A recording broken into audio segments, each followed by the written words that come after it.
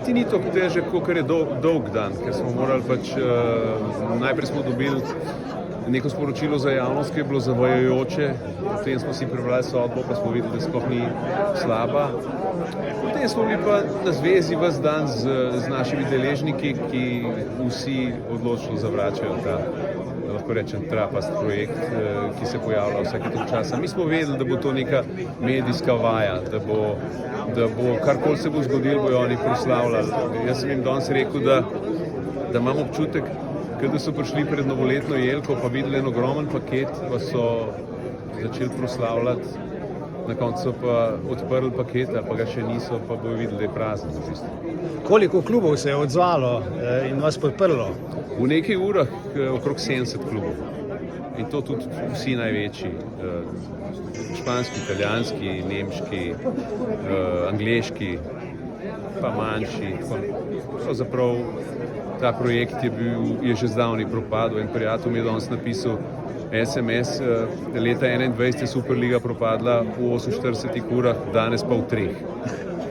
Kakšne bodo vaše nadaljne poteze sedaj, če sploh bodo? Mi imamo krasno tekmovanje, mi bomo svoje tekmovanje nadaljevali. Jaz upam, da bosta Real pa Barcelona, ki sta edina še ostala v tem tekmovanju, namreč Juventus je že uradno izstopil, čim prej organizirala svoje tekmovanje, ki bo izjemno zanimivo, predvsem bo pa lahko organizirati tako tekmovanje, ki bosta samo 2 ekipi. Kot pravnik, kako ste sprejeli to odločitev sodišča?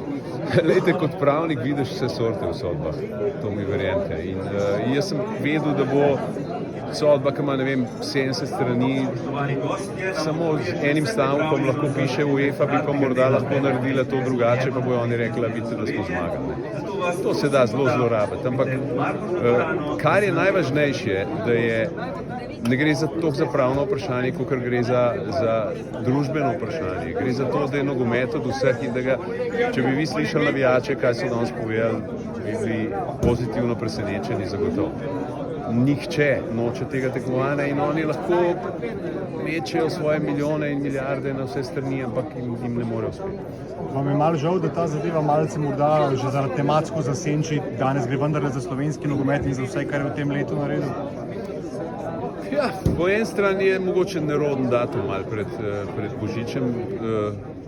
Slišal sem, da tudi večina sodnikov je bila že na dopustu, kar je nenavadno, ampak jaz mislim, da ne more zasenčiti naše uvrstitve na Euro. Ta projekt po mojem ne more zasenčiti pravzaprav ničesar več. Hvala. Hvala lepa.